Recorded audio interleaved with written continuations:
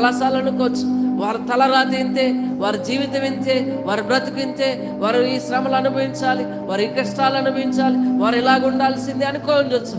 కానీ దేవుడు గొప్ప దేవుడు, శాసనములను మార్చిన దేవుడు, తలరాతను మార్చే దేవుడు, బ్రతుకులను మార్చే దేవుడు, కుటుంబాలను మార్చే దేవుడు, పరిస్థితులను మార్చే దేవుడు, జయమునిచ్చే దేవుడు, ఆశీర్వాదంనిచ్చే దేవుడు, సంతోషమునిచ్చే దేవుడు, నెమ్మదినిచ్చే దేవుడు.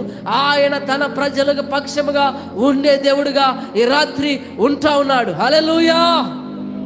యేసయ్యా నీకు వందనాలు, స్తోత్రాలు తెలియజేస్తున్నాం. ఎస్తేరు పక్షముగా, యూదుల పక్షముగా నిజంగా నీవు ఉన్నావు తండ్రి, నీకు స్తోత్ర. ఎస్తేరు వలె ప్రభువా మేము కూడా ఒక కమిట్మెంట్ కలిగి, మేము కూడా ఒక విశ్వాసం కలిగి, నమ్మిక కలిగి నీ కొరకు బ్రతికే వారంగా మేము ముందుగాక తండ్రి, నీకు స్తోత్రాలు ప్రభా. అటు ఆత్మతో నింపమని అడుగుచున్నాం ప్రభా.